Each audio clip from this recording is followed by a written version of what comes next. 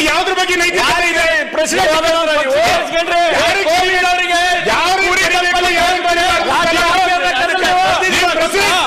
ನೀವು ಪ್ರೆಸಿಡೆಂಟ್ ಬಗ್ಗೆ ಸಂವಿಧಾನ ಇದೆ, ಇವತ್ತು ನಮಗೆ ಅಲ್ಸಲ್ಲದ ಮಾತಾಡಿದವರು ಅವಳು ಇವಳು ಅಂತ ಮಾತಾಡಿದ್ರೆ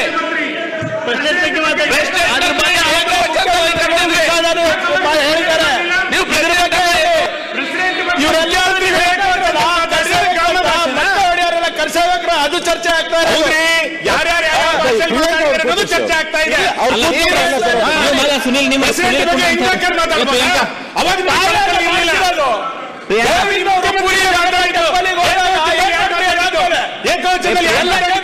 ಟೆಂಪಲ್ ಅನ್ನ ನೀವು ಸಾಫ್ ಮಾಡಿಲ್ವಾ? ಗ್ರಾಮೀಣಾಭಿವೃದ್ಧಿ ಸಚಿವರೇ ತಾವು ದಯವಿಟ್ಟು ಕುತ್ಕೊಳ್ಳಿ, ಮಾತಾಡಲಿ. ಶುರು ಮಾಡಿ. ಇನ್ನ ಈ ವಿಷಯಕ್ಕೆ ಬಂದ್ಬಿಡಿ. ರಾಹುಲ್ ಗಾಂಧಿ ಅವರ ಮೇಲೆ ಎಷ್ಟು ಕೇಸ್ ಇದೆ?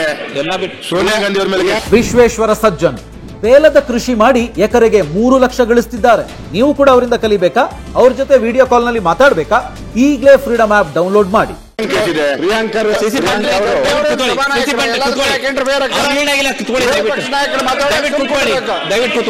ಏನು ಸಭಾನಾಯಕರ ಖರ್ಗೆ ನೀವೆಷ್ಟು ಸದಸ್ಯರಿದ್ದೀರಾ? ಅದೇ ನಾನು ಇದ್ದೀನಿ ಇಲ್ಲಿ. ಪ್ರಿಯಾಂಕ ಅವ್ರಿಗೆ ಒಂದು ನಿಮಿಷ.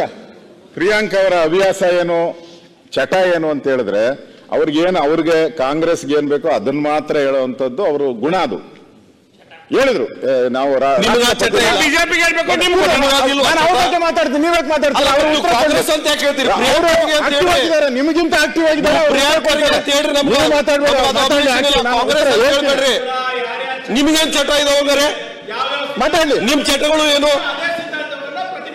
ನಾನು ಅದಕ್ಕೆ ಯಾಕೆ ಮಾತಾಡ್ತೀರಿ ಪಾರ್ಟಿ ತಗೊಂಡು? ನಾನು ಅದನ್ನ ಹೇಳ್ತಲ್ಲ, ನಿಮ್ಗೆ ಪ್ರತಿಪಾದನೆ ಮಾಡ್ತೀರಾ? ನಾನು ಅದನ್ನೇ ಹೇಳಿದ್ದು. ಅದಕ್ಕೆ ಡೆಮಾಕ್ರಸಿ ಅನ್ನೋದು, ಅದಕ್ಕೆ ಸಂವಿಧಾನದ ಹಕ್ಕು ಅನ್ನೋದು ಇಶ್ಯೂನೇ ಇಲ್ಲ. ಗೊತ್ತಿಲ್ಲ ಅಂತ ಪರಿಸ್ಥಿತಿ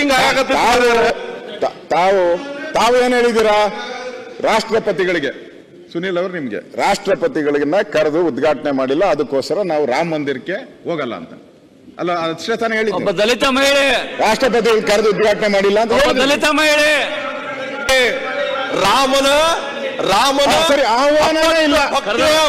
ಕುಲದಿಂದ ಅದನ್ನೇ ಹೇಳ್ತೀನಿ. ಶಬರಿ ಕತಿ ಹೋದ್ರಿ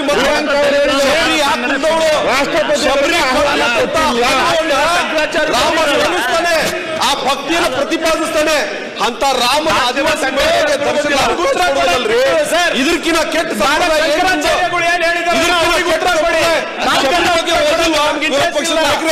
ನಾಲ್ಕು ಜನ ಶಂಕರಾಚಾರ್ಯರು ಏನ್ ಪ್ರಶ್ನೆಗಳು ಹಾಕಿದ್ರಲ್ಲ ಅದಕ್ಕೆ ಉತ್ತರ ಕೊಟ್ಬಿಡಿ ಸಾಕು.